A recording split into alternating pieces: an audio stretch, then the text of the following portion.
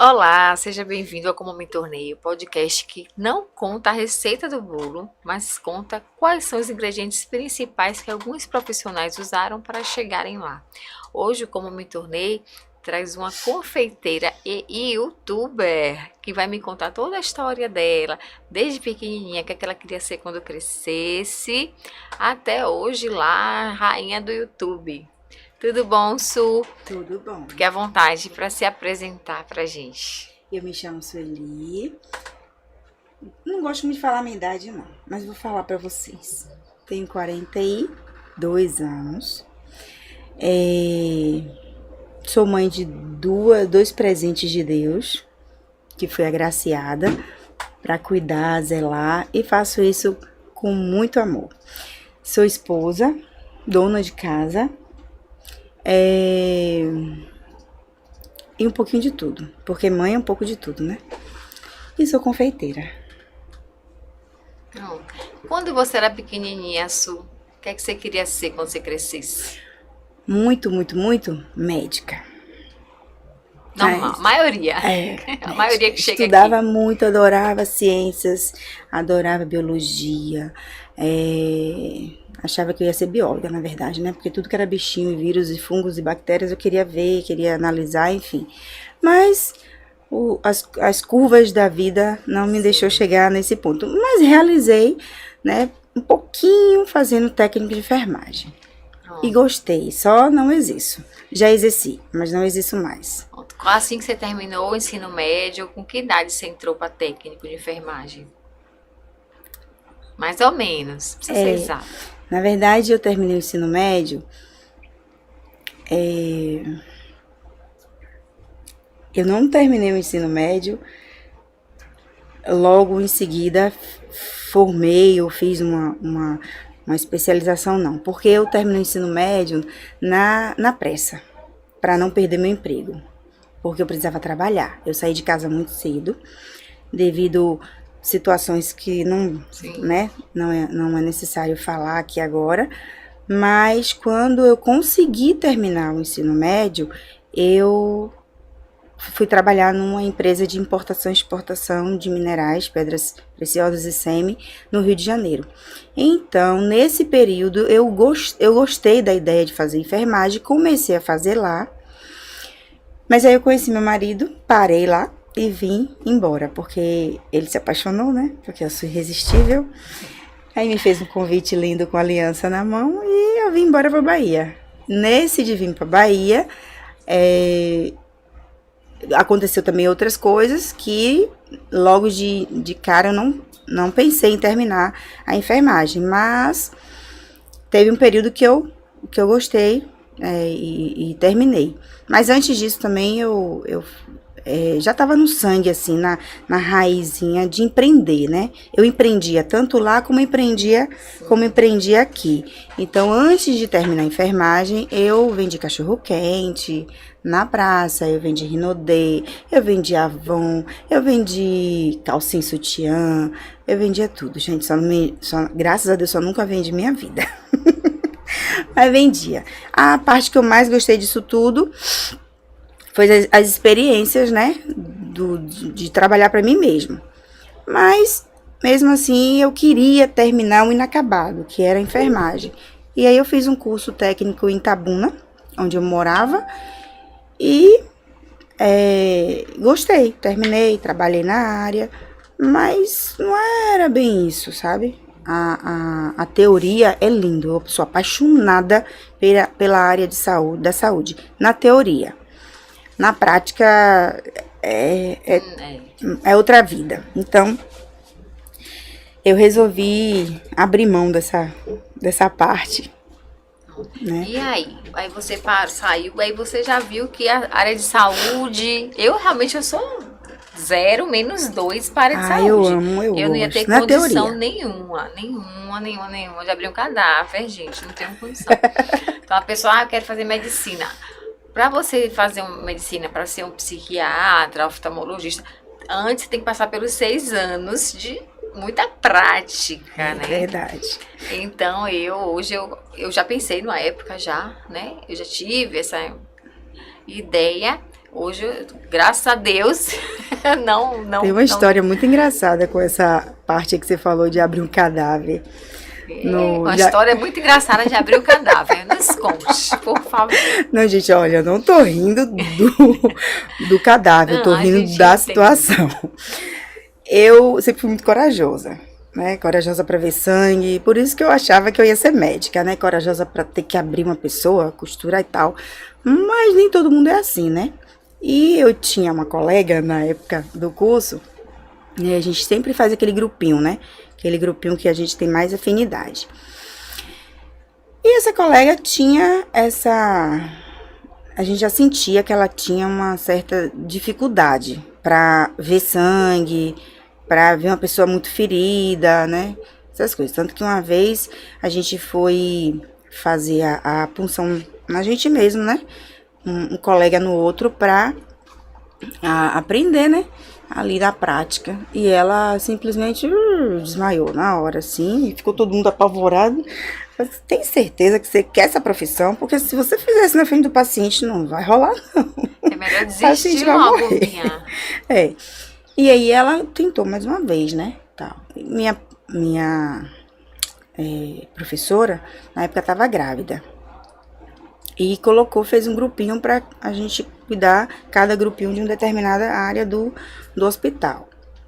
E nós ficamos com a área do necrotério. E aí fizemos trabalho, pesquisamos, né, sobre tamponamento, sobre,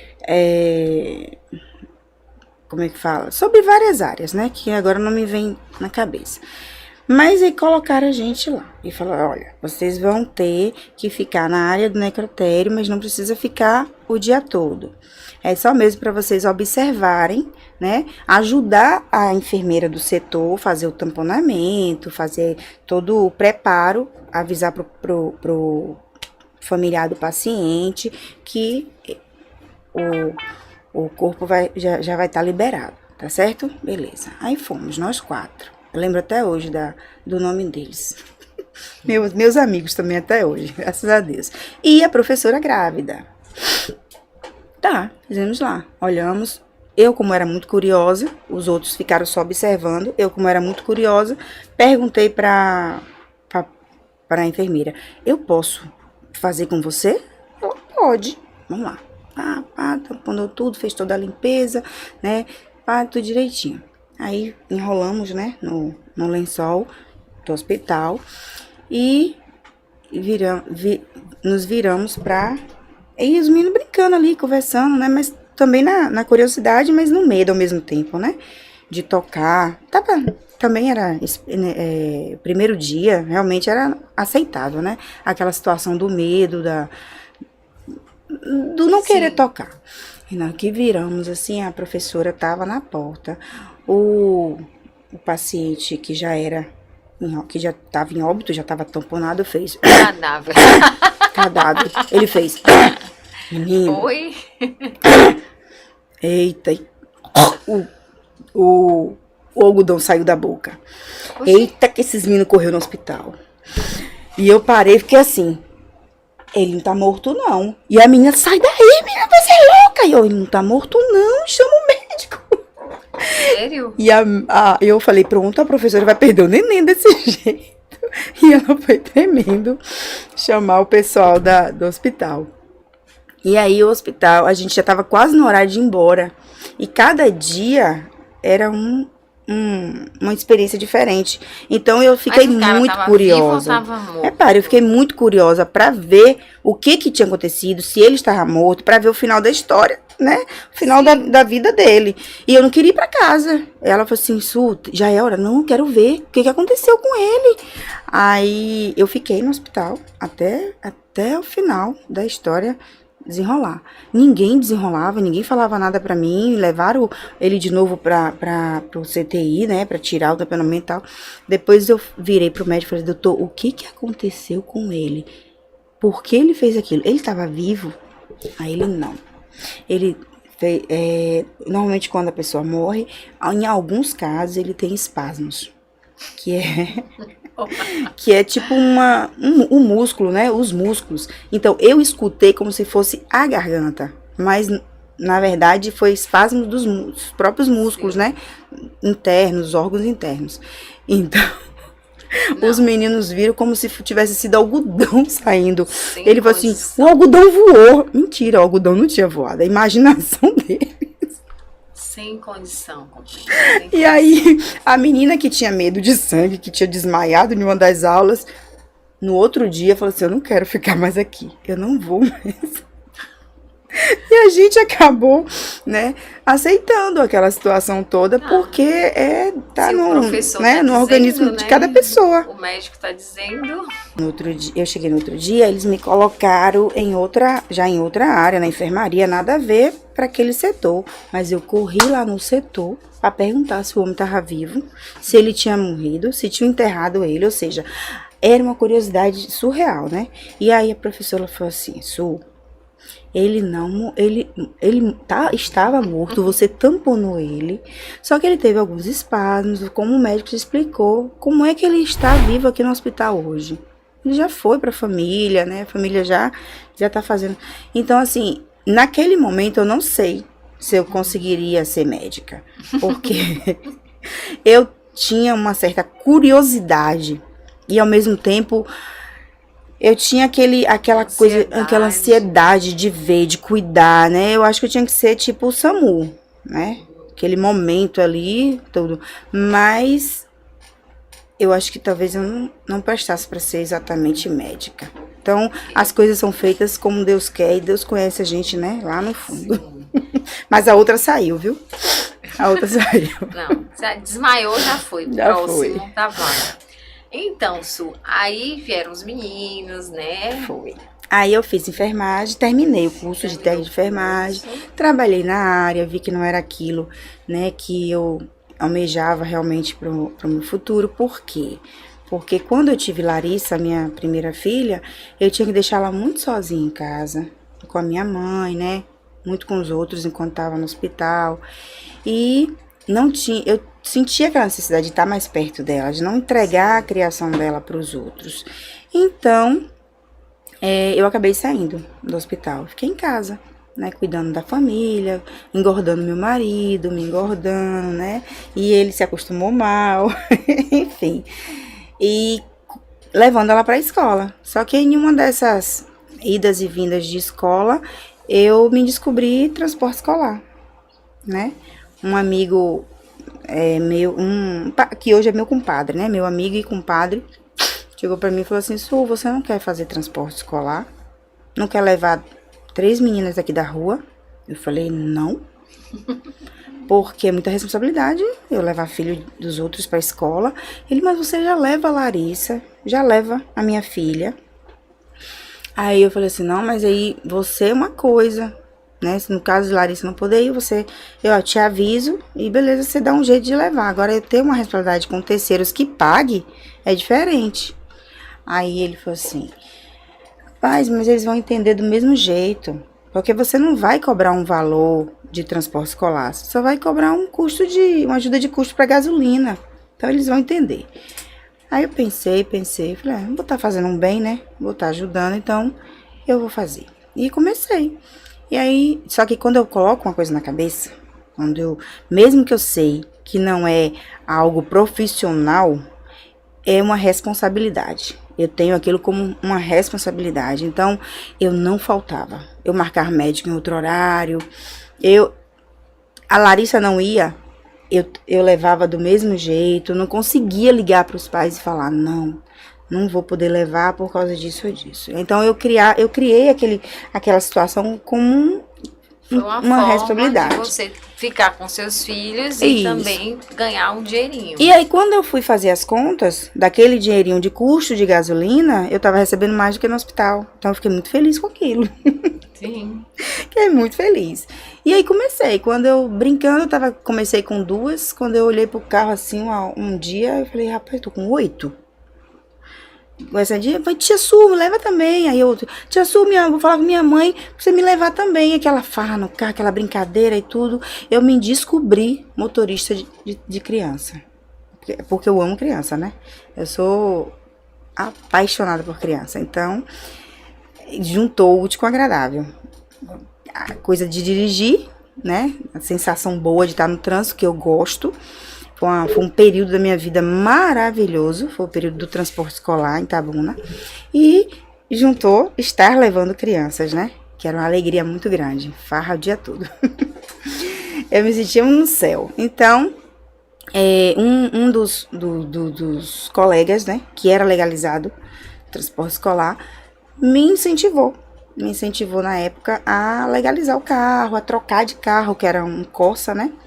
Classic, e eu gostei da ideia. Aí eu perguntei como é que eu fazia para me legalizar. Ele me deu todos os caminhos, todos os pontos, prefeitura, CETRAN, tudo, né? Que lá é CETRAN, que é Transalvador, né? Então, e aí eu me legalizei. Graças a Deus entrei na cooperativa,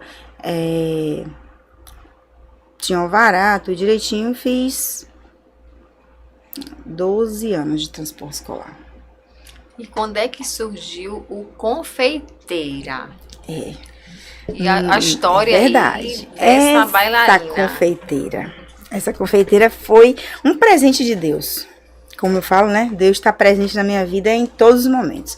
Foi um presente de Deus, no momento que eu realmente pedi algo e nem imaginava o que ele estava mandando para mim. O que acontece? Como eu falei, essa história toda do transporte escolar foi em Itabuna. Em 2017, final de 2017, meu marido recebeu uma notícia, né, da empresa dele, que nós, né, porque eu digo ele e eu também, né, íamos ser transferidos e para Salvador. Eu falei, eita pega, e agora? E meu transporte? E aí foi um turbilhão de emoções na cabeça, o que eu vou fazer, se eu vou, se eu fico, com 2 filhos, né, os 2 na escola, tudo estabilizado, a vida toda estabilizada, na verdade, né. Apartamento também ainda prestes a ser quitado, tudo. Mas botei Deus na frente e falei, nós somos o quê? Os crudes, né? Os crudes ficam juntos. Então, alguns fizeram esse remanejo aí de ele vir, ela ficar e tal. Mas eu não. Falei, eu largo tudo e começo do zero e me reinicio lá, se for o caso, mas os grudes ficam juntos. Até porque a gente já tá junto há muito tempo. Então, meio que a estabilidade de um precisa da estabilidade do outro, né? Emocional. Então, eu sei que eu ia ajudar ele aqui. É um casal, né? E eu sei que eu ia ajudar ele aqui. Então, a estabilidade emocional dele precisava também da minha e vice-versa. Então, eu falei, eu vou, a gente vai. Foi Deus que mandou, a gente vai. Então, ele respirou fundo, recebeu a notícia mais aliviado, e aí viemos para Salvador. Só que aí, numa cidade grande, eu vim de uma cidade, eu saí do Rio de Janeiro para Itabuna, mas já estava há muito tempo em Itabuna novamente. Então, eu não me via mais em uma cidade grande. E eu estava numa cidade grande no Rio de Janeiro sozinha. É diferente você criar os filhos em uma cidade grande, né? Que a gente quer criar eles num casulozinho assim, sabe, pequenininho, que só a gente mande, tal. Então, eu não conseguia me ver criar meus filhos numa cidade grande. Mas eu falei, vamos. E aí, quando chegou aqui, a gente procurou apartamento e tal. Conseguimos uma casa que era num lugar mais isolado. Eu nunca gostei de me sentir isolada. Meu maior medo é a solidão. Então, quando eu vi aquela casa imensa, só eu, meus 2 filhos, e ele saía para trabalhar o dia todo, eu comecei a entrar em pânico. Eu não vou falar depressão, não, que eu nem gosto dessa palavra. Eu não gosto. Eu entrei em melancolia. Pânico. Isso. Mas aí o trocinho do meu pequenininho não deixava, né? Não deixava, porque todo dia era emoção. Era com emoção. E aí eu acho que ele percebeu, né? Mas ele saiu pro trabalho, eu pegava o carro e ia conhecer a cidade. Botava os 2 dentro do carro e ia conhecer a cidade. Porque eu queria ver gente. E quando ele chegava do trabalho, eu falava, conheci não sei o quê. Ele, o quê? Você saiu só? Eu falei, eu vou ficar dentro de casa? Eu vou, não, eu tenho que conhecer o povo. E aí eu conheci esse lugar que eu moro hoje, né? Zanzano. Eu falei, a gente tem que procurar algo fixo pra gente aqui, né? Um lugar melhor, um lugar que tenha, né, estrutura. E aí ele gostou da ideia, a gente começou a procurar. Entrou nos planos da gente, né? Já tava há 1 ano já em Salvador. Eu só com meus filhos, ele só com o trabalho dele. E aí entrou nos planos a procura de um local mais adequado. E aí conseguimos. Só que aí estabilizamos as crianças na escola. Pequenininho, a maior, que veio pra cá com 10 anos. Ele veio com 7 meses. E quando tava já estabilizado, no novo lar da gente, veio o quê? Na verdade, no momento que nós nos estabilizamos na moradia, eu comecei a correr atrás do transporte, para me legalizar aqui novamente. Só que a burocracia é muito diferente, muito maior. Eu tive que tirar minha placa vermelha, a mão do pessoal, né? Ai, não gosto de falar essa parte, né? Que essa parte me dá tristeza. Porque eu tava com o carro todo bonitinho e o pessoal, as autoridades, né? Do Transalvador, da prefeitura, pediu pra me tirar tudo, que eu ia recomeçar do zero. Eu já tinha acabado de tirar a carteira de motorista, com todos os cursos. Eu falei assim, como eu não conheço nada lá, eu perguntei pro Cercenat, o Cercenat me informou que eu poderia já deixar tudo encaminhado, os cursos e tal, porque é nacional, né? Carteira de habilitação é uma carteira nacional. Então, o que tem na carteira, possivelmente, seria nacional. Era essa nosso entendimento. O meu como leiga e o deles também como professores. Então, eu falei, já que eu não conheço nada em Salvador, eu vou me adiantar. Eu vou renovar minha carteira, eu vou renovar meus cursos de transporte escolar, de passageiro, de emergência, tudo que eu tinha na carteira, eu vou colocar já, porque quando eu for pra lá, eu já vou com essa mentalidade de me organizar lá. Procurei o Cercenat, quando eu cheguei aqui, que eu me estabilizei, né, no meu lar. Procurei o Cercenat, procurei a prefeitura, procurei a Transalvador, o Detran, na verdade, e eles me falaram tudo o contrário. Então eu comecei a ver um problemão. Eu ia ter que refazer minha carteira, que eu tinha acabado de renovar, fazer novos cursos, que eu tinha acabado de fazer, não tinha nem 1 ano, né? Trocar a placa, que era vermelha de lá de Itabuna, eu ia ter que colocar uma Mercosul para depois colocar uma placa vermelha novamente daqui. Ou seja, tudo novo. Eu falei, não dá não. Mas Deus está na frente. Se é para fazer, a gente faz. Começamos com a placa do carro.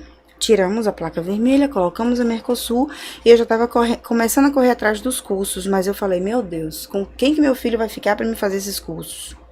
Difícil, né? Lá em Itabuna tinha tudo. Minha mãe, entendeu? Tinha todo um suporte. Por isso que eu resolvi fazer tudo logo lá. Porque eu sabia que quando chegasse aqui ia ser complicado. Mas aqui começou a ficar tudo muito difícil. Comecei a ver tudo escuro. Aí eu falei, e agora? Meu marido trabalhava o dia todo. Não conhecia ninguém. Não tinha uma rede de apoio. Não tinha amigos, não tinha familiares. Eu falei, não tenho como refazer. Pandemia. Aí veio a pandemia. Falei, pronto. Ferrou. Só depois da pandemia para reabrir tudo para eu conseguir, né? Não tinha escola. Reaver minha placa vermelha, reaver os cursos, né? Fazer tudo que os critérios, né? Ter da lei. cliente, porque nem as escolas estavam funcionando, então você não tinha nem quem levar para as escolas, né? Isso, e ter cliente. Essa é a história, né? Ter cliente. Cliente! Olha pra mim, viu, gente? Que cliente serve em todas as áreas, né? E aí veio a pandemia e mas eu já fazia, né? Ilegal aqui. Eu já fazia porque eu levava umas amigas da minha filha, que ela já estudava, ela estava estabilizada há 1 ano na escola. Então eu já estava começando a gostar realmente de movimentar toda a burocracia, para me estabilizar como transporte escolar aqui. Então eu já levava. Não fazia assim o dia todo, como eu fazia lá, eu fazia só meio período, e a escola dela. Então, quando veio a pandemia, eu falei, pronto, danou-se agora. Melhor sossegar, esperar por abaixar o que vai acontecer, porque a pandemia foi realmente muito trágico na vida, na vida de milhares de brasileiros, e era ter paciência, né? Só que eu sou muito inquieta, não consigo ficar parada. Pra mim, cuidar do meu filho, cuidar da minha filha, cuidar do meu marido, da minha casa, não é trabalho. É obrigação. Pra mim. Desculpa, viu, mulheres? Pelo amor de Deus. Pra mim não é obrigação. Ou pra mim não é trabalho. Não é que seja obrigação. É uma coisa que você é faz prazeroso. Que não te cansa. Isso. Pra mim é obrigação. Não te deixa eu casei. cansada, não. Então, fala isso, não, tipo Sueli. assim, quando a gente... não é obrigação de coisa ruim, assim, não. Pra mim, eu faço isso com... Não me cansa. É uma coisa que eu tenho que fazer. É meu, entendeu? Eu tenho que cuidar. É meu. Eu gosto de cuidar. Isso, então não é um trabalho. É prazeroso. Sim, é delicioso. Isso. Então, por isso que eu falo. Eu também adoro cuidar. Por isso que eu falo que é uma obrigação minha. Eu tenho que fazer. Entendeu? Deus me deu, eu tenho que cuidar. Então não tinha como trabalho, mas eu queria me realizar no trabalho.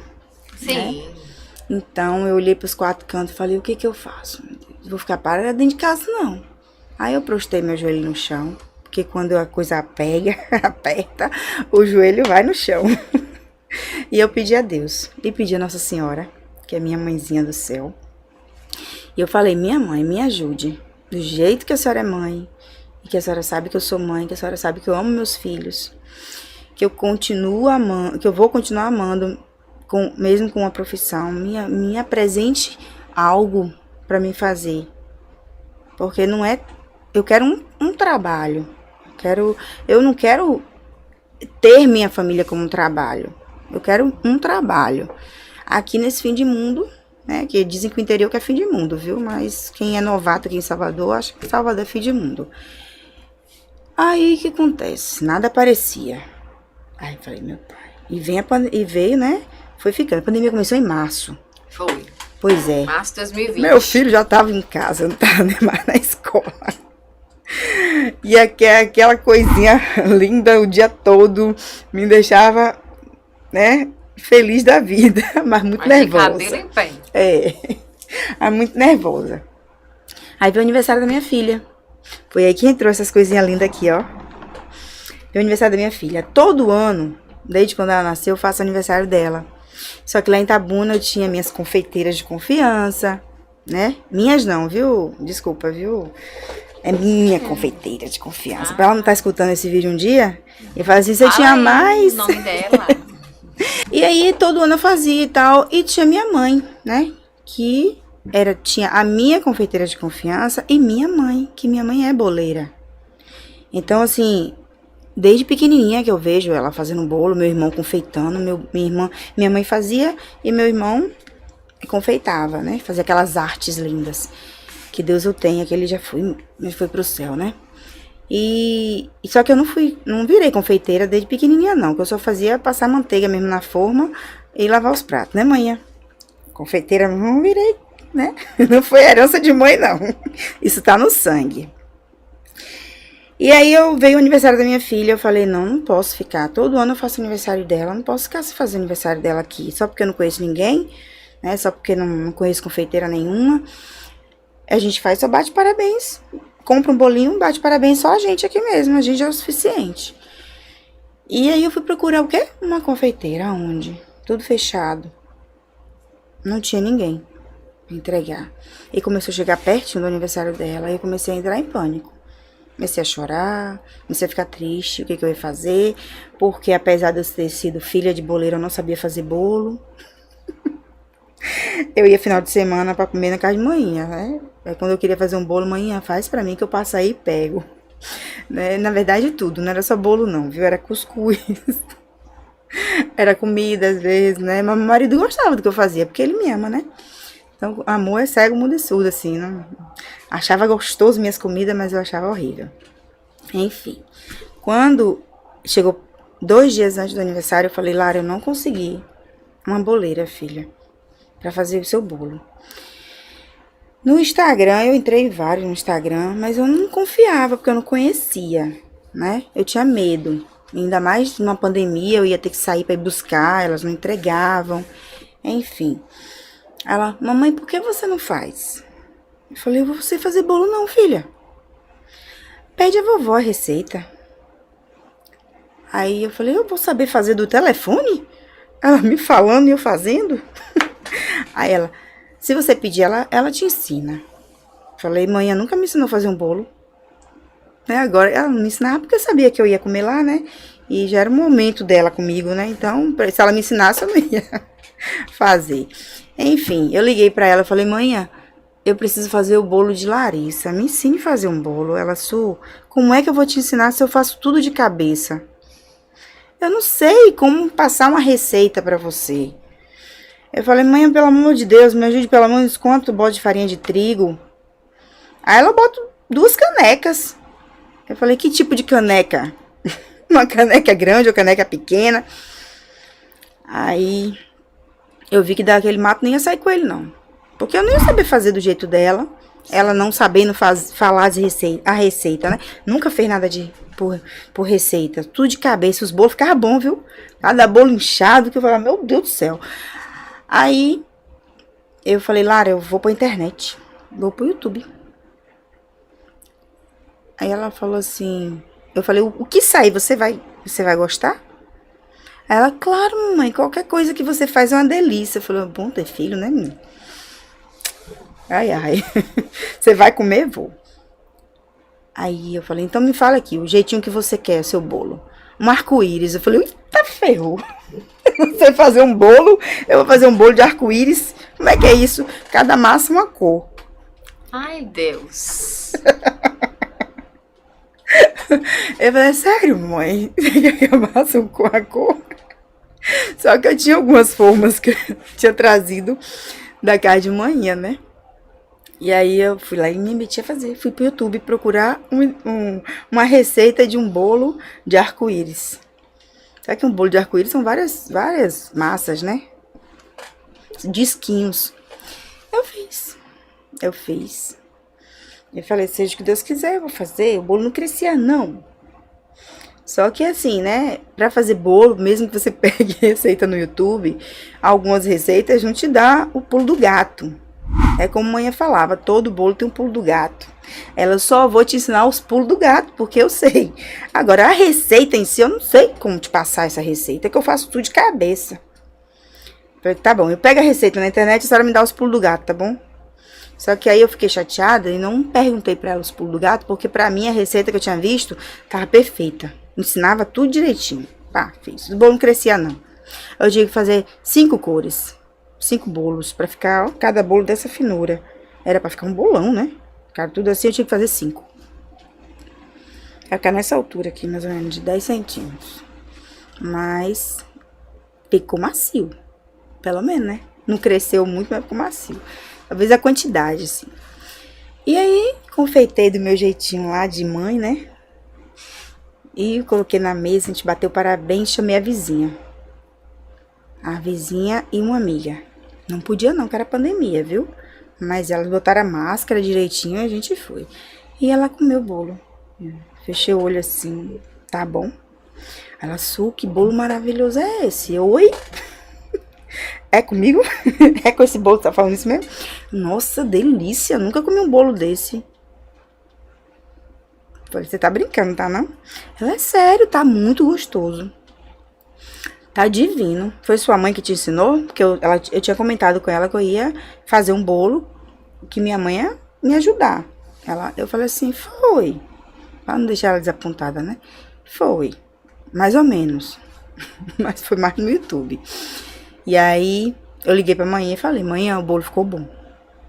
Você não ia ligar pra me falar o que você ia precisar? Aí eu falei, mas o YouTube disse tudo, então eu acabei fazendo. E a mina gostou. Ficou bom mesmo? Eu falei, ficou bom. Ah, essa eu quero ver, você fazer um bolo. Aí eu falei, quando for aí eu vou fazer, copiar direitinho essa receita e vou fazer pra senhora ver, que eu fiz. Ninguém acreditava que eu tinha feito bolo. Eu falei, tem massa pronta? Ela falou, se é de massa pronta, se for de massa pronta, você não fez bolo. Porque ela nunca suportou massa pronta. Eu falei, não, mãe, não foi massa pronta, não. Foi bolo mesmo.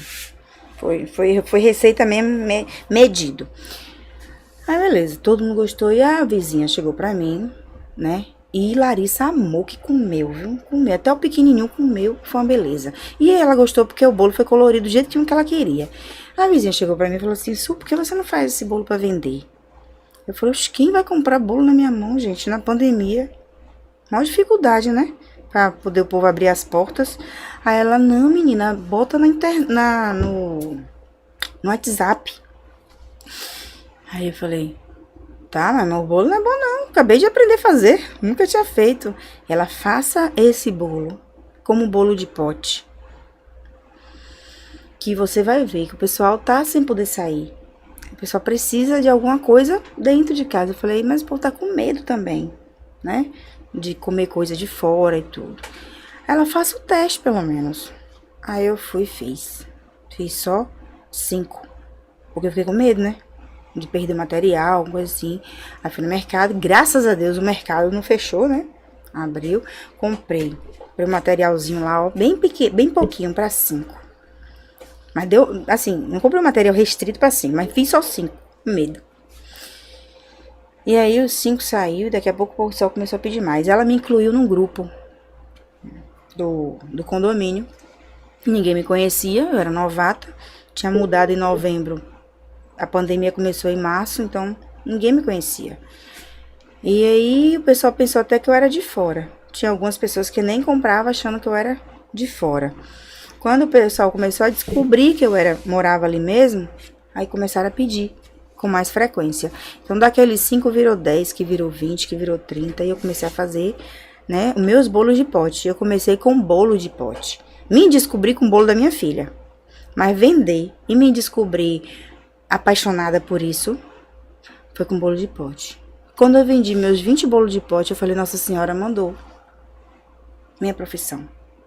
O que eu queria. E eu comecei a vender. Aí inventei cuscuz recheado, que eu nem sabia fazer, viu? A receita a manhã me deu. E o pulo do gato também, ela me deu, do cuscuz. E o YouTube, como é que Vendi. E fiz muitos, repare, vendi muitos bolos até chegar no YouTube. Fazia, vendia, e acabou a pandemia, eu continuei no transporte. Tentei, não deu certo a legalização, né? Também não continuei correndo atrás, que eles queriam um carro zero. Quando acabou a pandemia, eu continuei correndo atrás. Mas eles, além de tudo que eles tinham exigido de documentação, eles queriam que eu trocasse meu carro, né? Me dobrou para um 0, porque aqui já tinha 5 anos de uso meu carro, então tinha que ser 0. Eu falei, não tenho condição aqui em Salvador de comprar um carro 0. E aí deixei pra lá, abri mão da parte do transporte escolar e falei, foi Deus que mandou, eu vou fazer bolos. E aí comecei a vender, fazer, e as pessoas pediam, comecei a dar credibilidade também, tudo. E aí veio a parte do YouTube. Por que veio a parte do YouTube? Porque muitas pessoas, amigas também, me perguntavam, Su, como é que você faz isso? Su, como é que você estrutura um chantilly? Mas como é que você faz pra massa inchar e não solar?